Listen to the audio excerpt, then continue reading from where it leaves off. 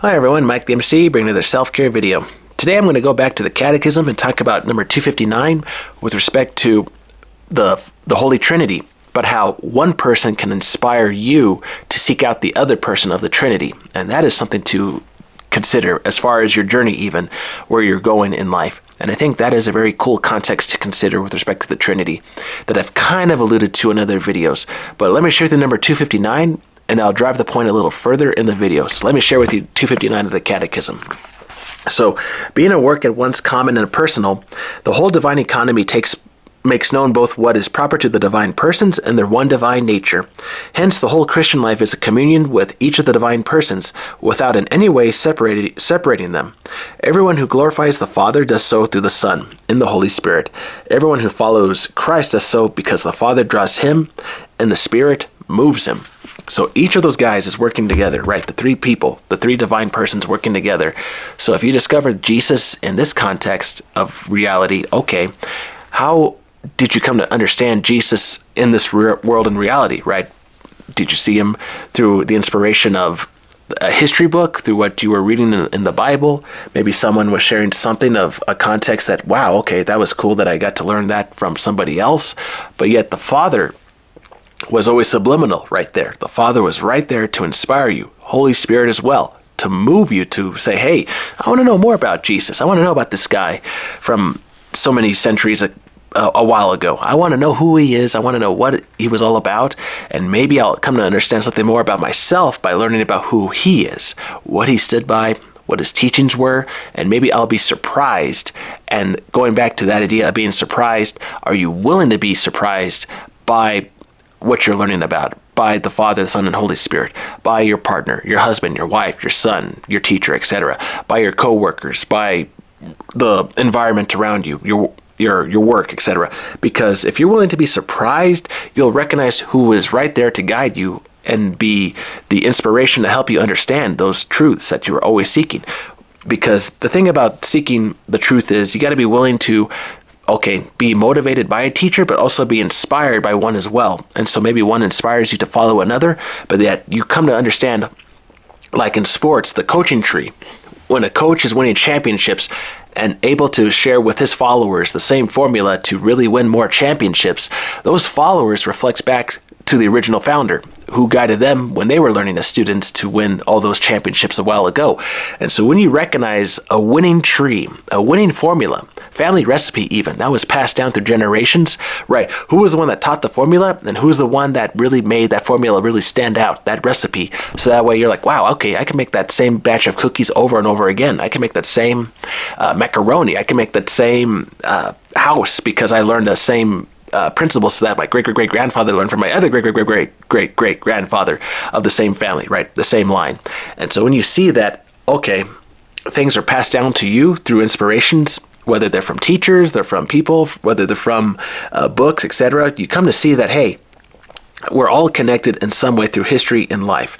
And history and life go hand in hand where, with respect to the Trinity, okay, maybe we had different depictions of the Trinity in artwork. Maybe we had different depictions of the Trinity in a book.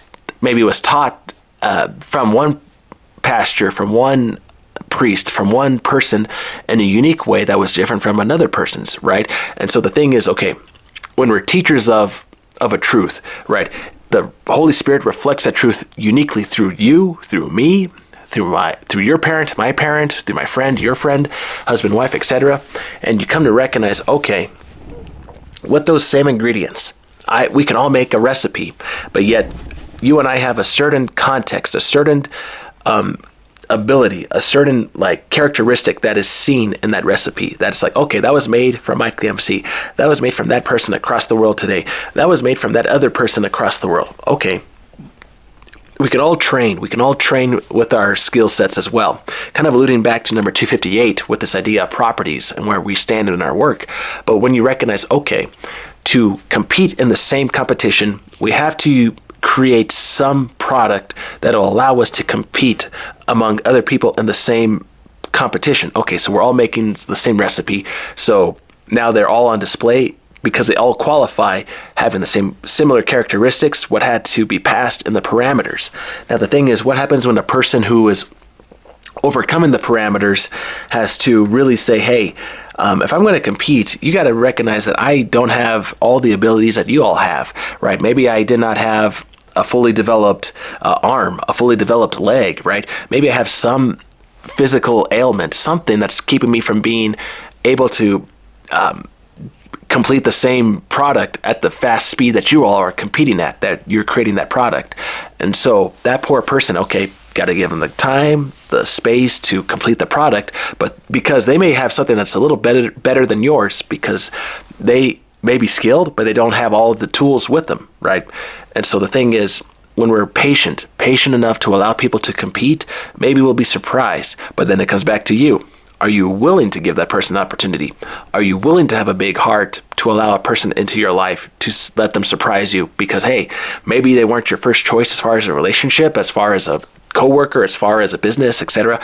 Are you willing, though, to allow yourself to be surprised? And I think that is where you come to understand the Trinity in this context a lot better. Where like, wow, I was wanting to know about Jesus, but I'm surprised that it was really the Father who really inspired me in that moment of my search and my journey. The Holy Spirit as well, pushing me to talk with other people, to go through the challenges in my life as well, right? Wow, okay, these are all reflections. Now that I'm taking the time to kind of stand in my chair, sit back and say, wow, I really see that in these reflections that they were there the whole time, the Holy Trinity, Father, Son, and Holy Spirit.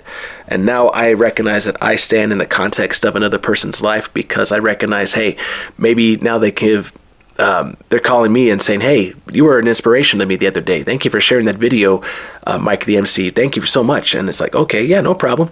Right. And so we all have a reflection in the mirror, a reflection on the water, a reflection somewhere that people are seeing you, or now they're being surprised because they're willing to see the truth a little more. They're willing to accept it a little more from a different person and be surprised by what can be inspirational, maybe not from the first choice, but from another person that you're like, wow, I'm glad I was humble today, that I set aside my pride to listen to somebody. Maybe I had to be surprised in order to learn a lesson. Just things to consider. All right, everyone. Hope this video finds you well. Don't give up. You and I can be surprised when we learn lessons from other people. We can be surprised with a healthy relationship if we allow it to grow. A healthy job if we allow ourselves to stay in the context of some place that maybe needs some time for us to develop skills, etc. And so be willing to be surprised and see who was the motivator in your life at those different parts of your life. All right, everyone. Hope this video finds you well. Take care. Have a good one.